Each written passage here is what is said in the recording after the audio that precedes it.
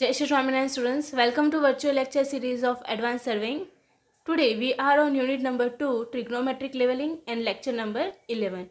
Okay, before starting our lecture, we will study what we have learned in previous lecture. તો આપણે last લેક્ચરની અંદર શું જોયું હતું? તો આપણે ટ્રિગ્નોમેટ્રિક લેવલિંગ ચેપ્ટરને આપણે સ્ટાર્ટ કર્યું છે, બરાબર? સો ટ્રિગ્નોમેટ્રિક લેવલિંગ શું છે? તો કે એ બેઝિક ટ્રિગ્નોમેટ્રિક ફંક્શન્સ થ્રુ આપણે જ્યારે horizontal distance, vertical distance, also the angle between two different points, બરાબર? વર્ટિકલ એંગલ આપણે ફાઇન્ડ કરવો હોય તો આપણને આ મેથડ યુઝફુલ થતી હોય છે. પ્લસ જ્યારે તમારું ડિસ્ટન્સ બે પોઈન્ટ વચ્ચેનું વધારે હોય તો તમારે એમાં correction of curvature and refraction લેવાનું રહે છે.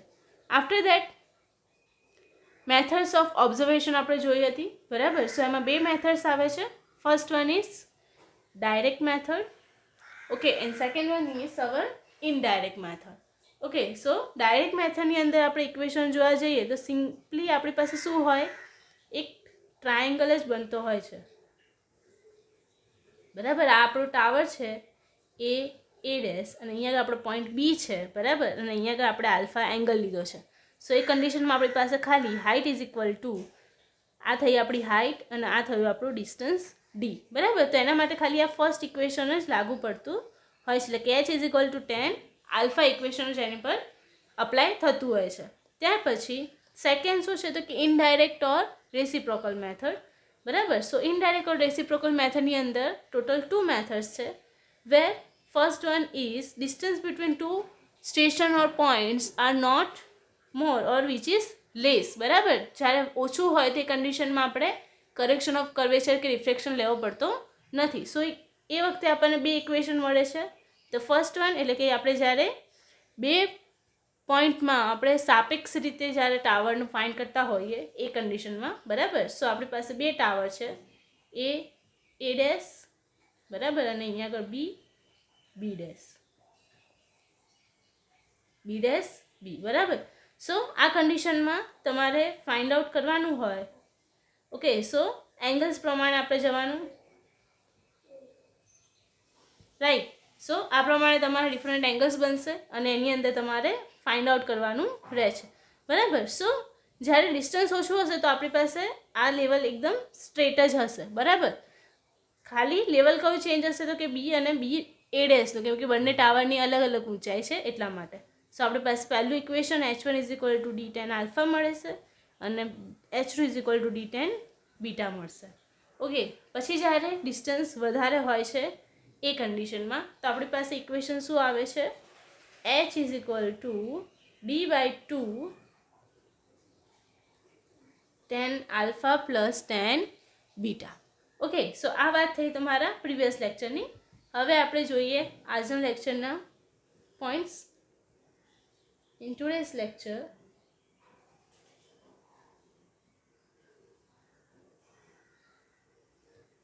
શું આપણે સ્ટડી કરવાના છે? તો methods of determining elevation of a point by theodolite. Methods of determining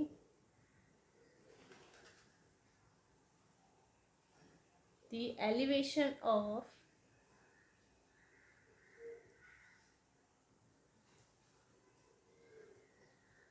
point by theodolite,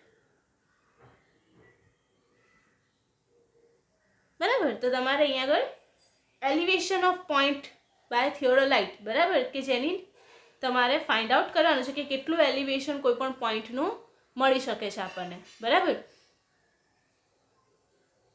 સો એના ડિફરન્ટ કેસીસ થાય છે, બરાબર? તો આપણે ડિટેલ્સમાં જોઈએ. તો ફર્સ્ટ કેસ 1, બરાબર? કે પહેલી કન્ડિશન કઈ? તો કે બેઝ ઓફ ઓબ્જેક્ટ એક્સેસિબલ, બરાબર? દેટ મીન્સ વિશિષ્ટ સ્થાનનો પાયો કેવો હોય? પ્રવેશગમ્ય હોય, બરાબર? પ્રવેશગમ્ય દેટ મીન્સ તમે જે પણ ઓબ્જેક્ટ જોવો છો, જેમ કે તમારું કોઈ ટાવર છે, બરાબર? તો ત્યાંનું જે આપણું નીચેનો પોર્શન છે, જ્યાં પણ એને શું કરવામાં આવેલું છે, પ્લેસ કરવામાં આવ્યું છે, એ આપણે ઇઝીલી શું કરી શકીએ છીએ, મેળવી શકીએ છીએ. બરાબર. જેમ કે આપણું આ કોઈ ટાવર છે, બરાબર, અને અહીંયા આગળ આપણે આપણું સ્ટેશન મૂકેલું છે. બરાબર. સો અહીંયાથી આપણે જ્યારે ડિસ્ટન્સ મેઝર કરવું હોય તો આપણને ઇઝીલી મળતું હોય, that means the object is accessible. બરાબર. પછી આવે છે કેસ 2.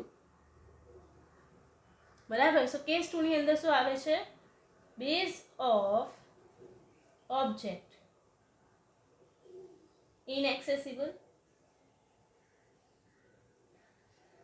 ઓકે. એવી જ રીતે આપણી પાસે કેસ 3 પણ છે, જેની અંદર બેઝ ઓફ ઓબ્જેક્ટ ઇનએક્સેસિબલ છે.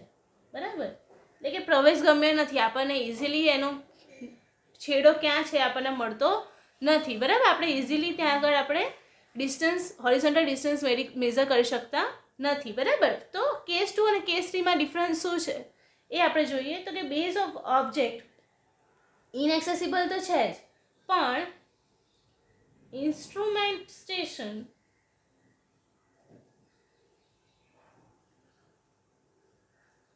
in the same vertical plane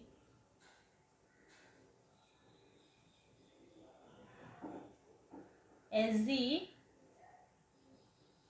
elevated object.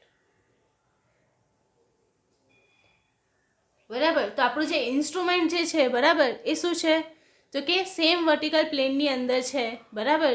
જ્યારે આપણો જે ઓબ્જેક્ટ છે શું છે, એ એલિવેટેડ પોર્શન પર છે. બરાબર. હવે એને કેવી રીતે સમજાવી શકાય, તો ફિગરમાં જોઈએ તો આપણા બે સ્ટેશન આપણે અહીંયા ડિસાઈડ કર્યા, એ અને બી. બરાબર. બંને વચ્ચે તો ડિસ્ટન્સ આપણને ઇઝીલી મળી શકે છે, બિકોઝ એ નજીક છે.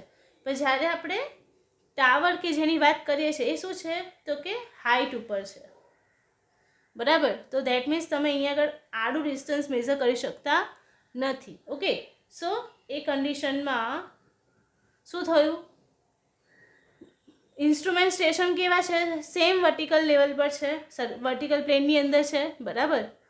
આપણા ઇન્સ્ટ્રુમેન્ટ્સ અહીંયા આગળ એ અને બી. જ્યારે ટાવર જે આપણે લઈએ છીએ એ શું છે, કોઈ હાઈટ ઉપર છે. બરાબર. સો અહીંયા તમારી થઈ ગઈ કેસ નંબર 2. આવી કન્ડિશન હોય ત્યારે. બરાબર. તો અહીંયા આગળ તમારે ટાવરની ઊંચાઈ ફાઇન્ડ કરવાની રહે, કેટલી આપણને આપેલી હોય એ પ્રમાણે. ઓકે. સો પહેલી કન્ડિશન ખ્યાલ આવે. હવે કેસ નંબર 3. બરાબર. સો હવે એમાં શું ડિફરન્સ છે, તો કે instruments stations are not in same vertical plane as the elevated object. બરાબર. સો અહીંયા આગળ ડિફરન્સ આવ્યો મેઇન.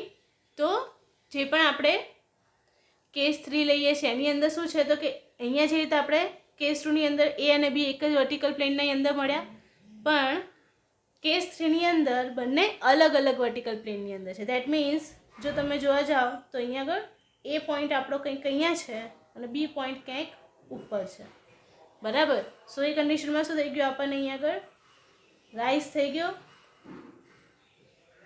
ઓકે. અને પછી ત્યાંથી આપણું ક્યાંક ટાવર આપણને આપેલું છે.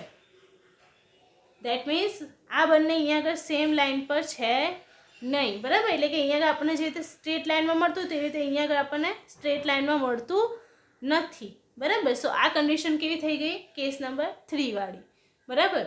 સો એની બી અલગ અલગ પોઝિશન હોય છે કે એ પોઈન્ટ ક્યાં હોય, બી પોઈન્ટ ક્યાં હોય. બરાબર. ટાવર આપણું ટોપ ઉપર છે કે બોટમ ઉપર છે, એ પ્રમાણે ડિફરન્ટ બીજી કન્ડિશન્સ પણ એમાં ઇન્ક્લુડ થતી રહે છે. બરાબર. સો હવે આગળ આપણે જોઈએ ડિટેલ્સમાં case 1, base of object accessible.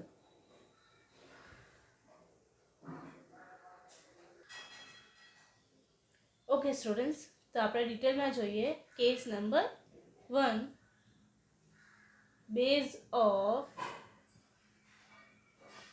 Object accessible.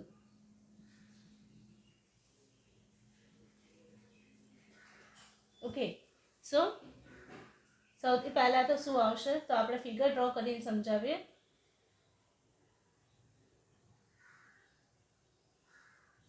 અહીંયા તો આપણું બેન્ચમાર્ક છે, બરાબર, કે જે આપણું શું થશે, રેફરન્સ થશે ઓલવેઝ, કે બીજા બધા પોઈન્ટ્સ બેન્ચમાર્કથી કેટલા હાઇટ ઉપર છે કે પછી કેટલા હાઇટથી નીચે છે, બરાબર.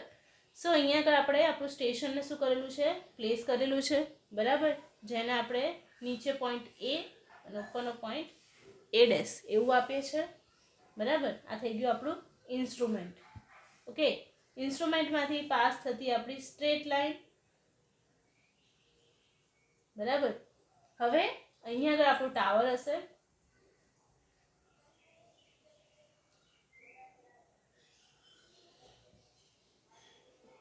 બરાબર. આ આપણું ટાવર અહીંયા આગળ બતાવ્યું.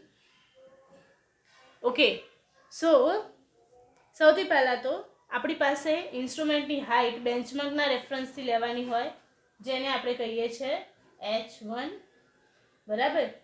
અને બીજું આપણે શું કહીએ છીએ તો કે BS, બરાબર.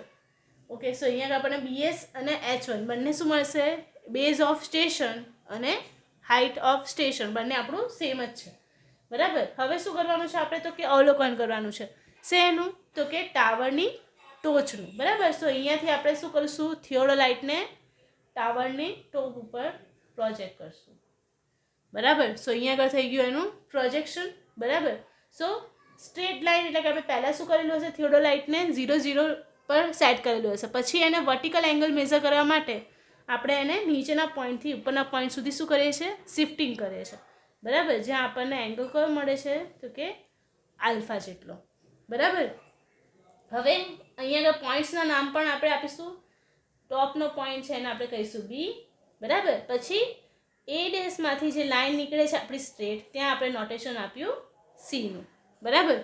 ઓકે, સો અહીંયા આગળ આપણને હાઇટ ક્યાંથી મળશે, તો આટલા પોર્શનથી, કેમ કે અહીંયાથી આપણે જોવાનું ચાલુ કર્યું છે, બરાબર. સો દેટ મીન્સ આટલા પોર્શન સુધી આપણને જે હાઇટ મળે છે, બરાબર, એને આપણે કહીએ છીએ સ્મોલ h. ઓકે, ત્યાર પછી એ થી ટાવર સુધીનું જે ડિસ્ટન્સ છે એ છે આપણું ડિસ્ટન્સ D. ઓકે, સો આ તમને ફિગરમાં બેઝિકલી સમજાવ્યું કઈ કઈ વેલ્યુ હશે, તો ઇન્સ્ટ્રુમેન્ટની હાઇટ, બરાબર, ડિસ્ટન્સ ટાવરથી સ્ટેશન વચ્ચેનું, પછી જ્યાંથી આપણે અવલોકન કરવાનું સ્ટાર્ટ કરીએ છીએ ત્યાંથી લઈને ટોપ સુધીની હાઇટ સ્મોલ h, બરાબર, અને એંગલ જે બને છે એ આપણો આલ્ફા જેટલો. ઓકે, આ પ્રમાણે આપણને વેલ્યુ મળી. હવે આપણને ફિગર પરથી શું ખ્યાલ આવે છે, અહીંયા આગળ આલ્ફાને આપણે શું કહીએ છીએ, તો કે એંગલ BA' C થશે આપણો, બરાબર. હવે ફિગર પરથી આપણને શું મળે છે, તો તમને ખ્યાલ હશે tan alpha is equal to શું થાય, તો કે સાબા ભાગ્યા પાબા, બરાબર. તો આલ્ફાની સામેની બાજુ કઈ થઈ, સ્મોલ h થઈ, બરાબર. અને પાસેની બાજુ કઈ થશે, તો કે આટલેથી આટલે સુધીનું ડિસ્ટન્સ કેટલું છે આપણી પાસે, તો કે D જેટલું, બરાબર. સો આપણી પાસે tan alpha is equal to h/d value મળી. Therefore h is equal to D tan alpha આપણને ઇનિશિયલી મળી ગયો, બરાબર. તો આના પરથી આપણને ડાયરેક્ટલી કેટલી હાઇટ મળી, તો કે ઇન્સ્ટ્રુમેન્ટના પોઈન્ટથી લઈને ઉપર સુધીની. હવે આપણને ટોટલ ટાવરની હાઇટ જોઈતી હોય તો આપણે શું કરવું પડે, તો આટલું વેલ્યુ શું કરવી પડે, એમાં એડ કરવી પડે, બરાબર. સો જેને આપણે કહીશું object RL of object which is BM of RL of BM plus BS plus H. Okay, તો આપણે શું કરીએ છીએ, અહીંયા બેન્ચમાર્કનું પણ વેલ્યુ અહીંયા આગળ કન્સિડર કરીએ છીએ, એટલે કે રિલેટિવ, બરાબર. RL આપણે ફાઇન્ડ કર્યું, ઓકે, અને કેટલું હશે તો કે અહીંયા જ આપણને મળે છે એ વેલ્યુ. પ્લસ આપણે શું કરવી પડે તો કે હાઇટ ઓફ ઇન્સ્ટ્રુમેન્ટ જેને આપણે BS તરીકે નોટિફાય કરીએ છીએ એટલે એ પણ પ્લસ કર્યા અને પ્લસ ઉપરનો H એટલે ટોટલ 3 વેલ્યુ પ્લસ થઈ લઈ. અહીંયાથી આટલું ડિસ્ટન્સ અને ત્યાંથી લઈને આટલું ડિસ્ટન્સ. બરાબર, ત્રણેય શું છે એક જ લાઇનની અંદર આવે. અહીંયા આગળ લખું તો આવી રીતે લખાશે RL ઓફ BM, BS અને H. બરાબર, so RL of BM plus BS plus Hની વેલ્યુ આપણને શું મળી તો કે D10 આલ્ફા જેટલી આપણને મળી છે. બરાબર, હવે જો ડિસ્ટન્સ ઇઝ મોર. બરાબર, સો એ કન્ડિશનમાં શું આપણે એડ કરવાનું હોય તો કે correction of curvature and refraction. તો RL ઓફ B એટલે કે અહીંયા આપણે BC ટાવર છે એટલે બરાબર tower B is equal two RL of BM plus BS plus D10 alpha plus 0.0673 D². બરાબર, આટલું આપણે અહીંયા આગળ એડઅપ કરવું પડે. બરાબર, સો આ રીતે તમારું શું થયું અહીંયા આગળ કેસ નંબર 1 સોલ્વ આઉટ થયો. બરાબર, સો આટલું તમારે ઇક્વેશન યાદ રાખવાનું છે. કયું તો કે H ઇઝ ઇક્વલ ટુ આપણને D10 આલ્ફા મળશે. બરાબર, RL ઓફ ઓબ્જેક્ટ. બરાબર, આપણને જે રિલેટિવ ફાઇન્ડ કરવાનું છે વેલ્યુ. બરાબર, so RL is equal two RL of BM plus BS plus H, RL of BM plus BS plus D10 alpha. બરાબર, અને RL of BM plus BS plus D10 alpha plus 0.0673 D². ક્યારે તો જ્યારે distance આપણું વધારે હોય ત્યારે. બરાબર, હવે આપણે કેસ 2 તરફ જઈએ. શું છે આપણો કેસ તો કે બેઝ ઓફ ઓબ્જેક્ટ ઇનએક્સેસિબલ. બરાબર, ઇનએક્સેસિબલ તો છે પ્લસ શું છે 2 સ્ટેશન્સ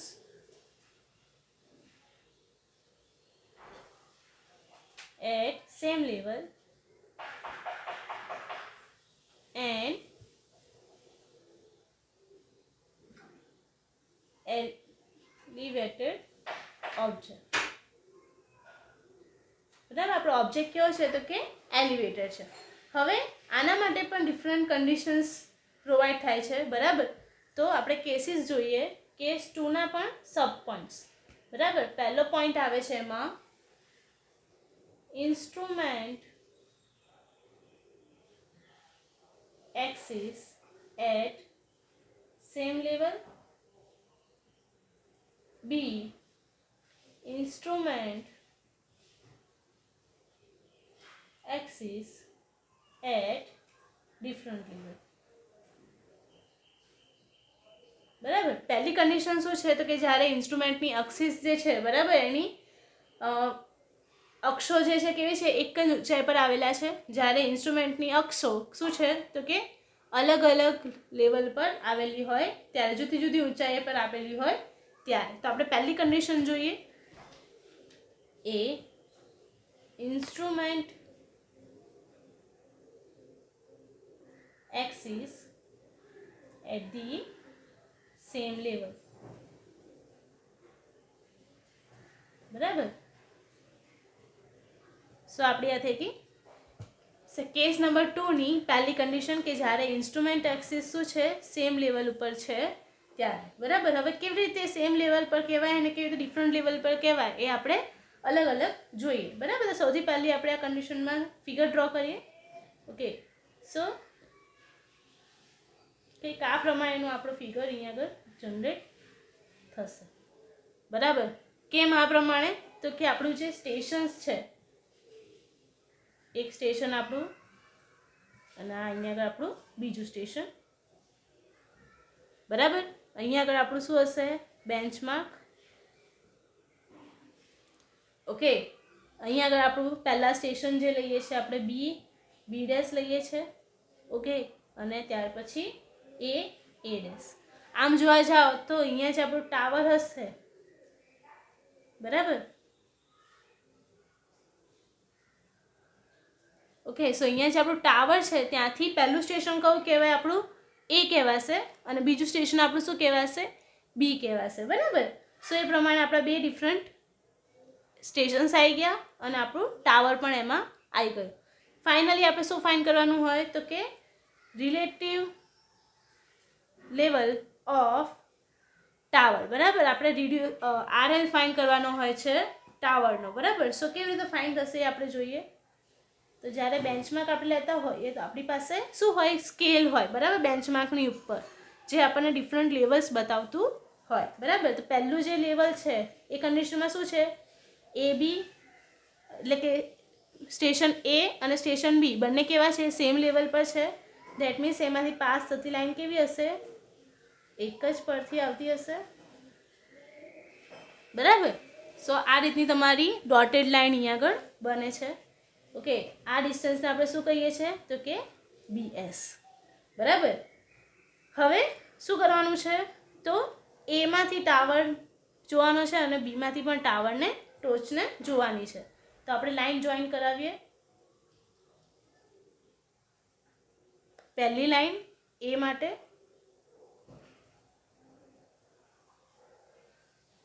બીજી લાઈન બી સ્ટેશન માટેની. બરાબર. અહીંયા આગળ થોડું ડાર્ક બતાવી દઈએ. ઓકે, આ અહીંયા આગળ આપણી સ્ટ્રેટ લાઈન થઈ ગઈ. અહીંયાથી પણ આપણે ડોટેડ લાઈન ઊભામાં બતાવી દઈએ. બરાબર. સો અહીંયા આ કન્ડિશન પ્રમાણે સ્મોલ એચ આપણો ક્યાં આવશે તો કે આવી રીતના. આ થશે આપણો સ્મોલ એચની વેલ્યુ. ઓલવેઝ ધ્યાન રાખવાનું કે સ્મોલ એચ ક્યાંથી લેવાનો હોય તો કે જ્યાં આગળ આપણી ડોટેડ લાઈન દેખાતી હોય. બરાબર. ત્યાંથી ટાવરની ટોચ સુધી સ્મોલ એચ લેવાનો. જેમ કે અહીંયા આગળ ડોટેડ લાઈન ક્યાં હતી? અહીંયા આગળ હતી. બરાબર. ત્યાંથી આપણે શું લીધું? સ્મોલ એચ ઉપરની બાજુ.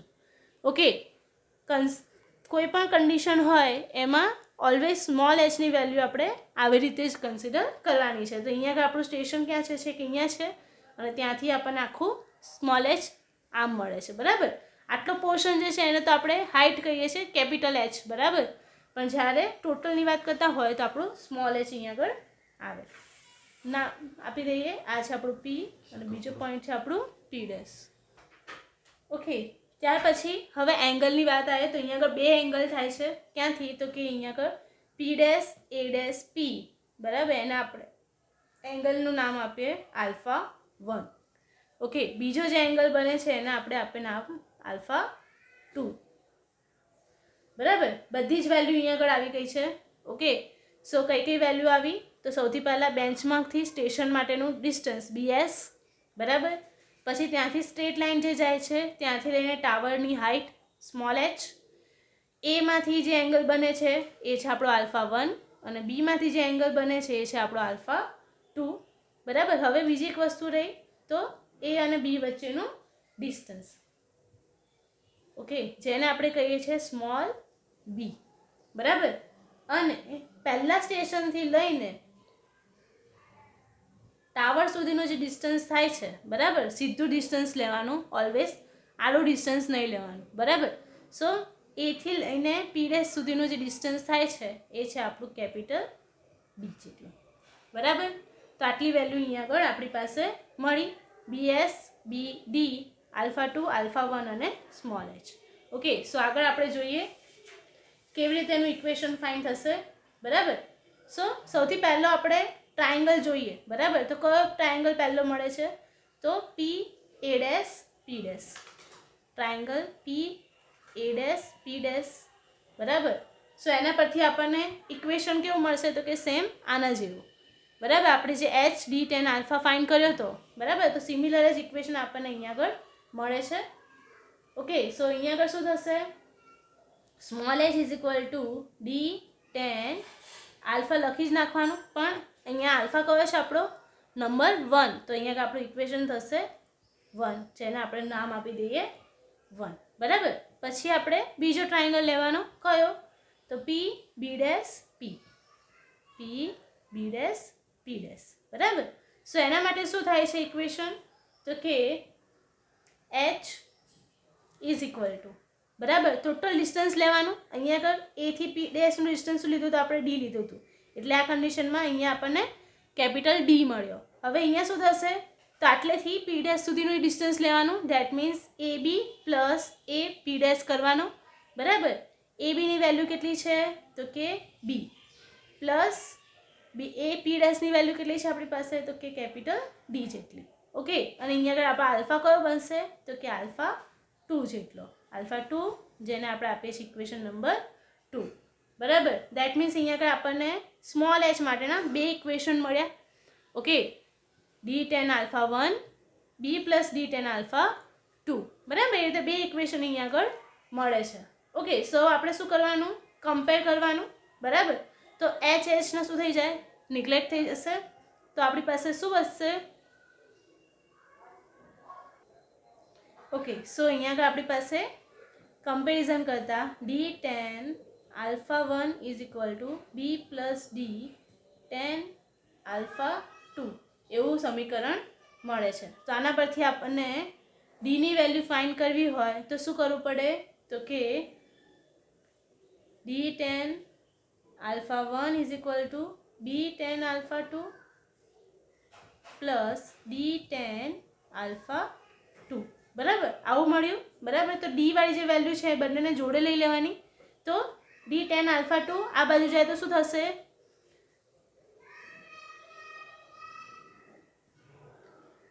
ડી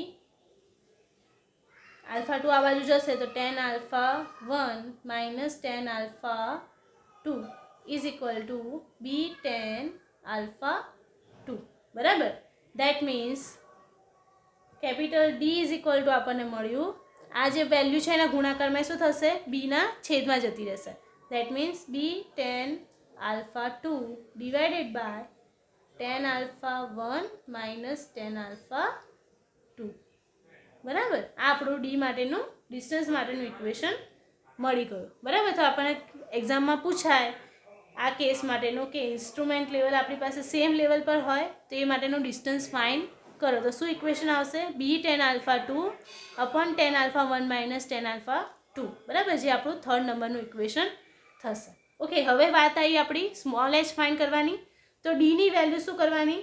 ઇક્વેશનમાં મૂકી દેવાની. બરાબર. એટલે પહેલા ઇક્વેશનમાં આપણે ડીની વેલ્યુ મૂકીશું તો શું મળશે આપણને જોઈએ.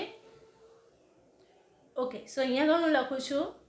પહેલું ઇક્વેશન આપવું છે ડી ટેન આલ્ફા 1. બરાબર. So small H is equal to શું મળશે? તો ડીની જગ્યાએ આપણે શું લખવાનું? તો જે ઇક્વેશન આપણને મળ્યું હતું એ B tan alpha 2 divided by tan alpha 1 minus tan alpha 2 into tan alpha 1. બરાબર. So that means H is equal to alpha 1 અહીંયા ગુણાઈ જશે. B tan alpha 1 tan alpha 2 divided by tan alpha 1 minus tan alpha 2. આ તમારું final equation H માટેનું થશે. બરાબર. સો જે તમારે યાદ રાખવાનું રહેશે. ઓકે. સો જ્યારે તમારો કેસ નંબર 2 હોય. બરાબર. અને પહેલી કન્ડિશન હોય કે જે આપણી એક્સિસ છે બંને શું છે? સેમ હાઇટ પર આવેલી છે ત્યારે. બરાબર. આપણું જે લેવલ છે કેવું છે? સેમ હાઇટ પર આવેલું હોય ત્યારે. જેમ કે અહીંયા આગળ આપણને બતાવેલું છે એ પ્રમાણેનું. તો આપણને ડી ઇઝ ઇક્વલ ટુ શું ઇક્વેશન મળશે? B tan alpha 2 tan alpha 1 minus tan alpha 2. બરાબર. અને એચ ઇઝ ઇક્વલ ટુ શું મળશે? Tan alpha 1 alpha 2 tan alpha 1 minus tan alpha 2. બરાબર. સો જેવી રીતે આપણે કેસ 1માં આરએલ ઓફ ટાવર ફાઇન્ડ કર્યું તો એવી રીતે આપણે અહીંયા આગળ પણ ફાઇન્ડ કરીશું. RL of P is equal to શું મળશે આપણને? તો કે આરએલ ઓફ બીએમ તો આવે જ. કોઈ પણ વેલ્યુ હોય એની અંદર તમારે સૌથી પહેલું શું લખવાનું? RL of BM plus BS. બરાબર. અને છેલ્લે શું આવે? તો કે પ્લસ સ્મોલ એચ. પછી એચની જગ્યાએ શું લખવાનું? તો કે અહીંયા જે આન્સર તમે ફાઇન્ડ કરેલો હશે એ વેલ્યુ ડાયરેક્ટ અહીંયા પુટઅપ કરી દેવાની. એટલે તમારો ફાઇનલ જે આન્સર છે આ ફોર્મેટમાં આવવો જોઈએ. એટલે કે RL of P. RL of benchmark તમને એક્ઝામ્પલમાં આપેલું હશે. બીએસ પણ આપેલું હશે. અને હાઇટ આપણે અહીંયા આગળ ફાઇન્ડ આઉટ કરી છે એ લખી દેવાની. બરાબર. સો આ પ્રમાણે તમારા 2 પોઈન્ટ અહીંયા આગળ કમ્પ્લીટ થયા. કેસ 1 બરાબર એ આખો કમ્પ્લીટ થયો. કેસ 2ની અંદર કન્ડિશન એ અહીંયા આગળ કમ્પ્લીટ આપણે કરી છે. સો આ સાથે આપણે આજના લેક્ચરમાં આટલું જોઈએ છે. નેક્સ્ટ લેક્ચરમાં આપણે બીજા ટોપિક સાથે મળશું. ત્યાં સુધી આઈ એમ કૃષ્ણ પંચાલ સાઇનિંગ ઓફ. જય સ્વામિનારાયણ.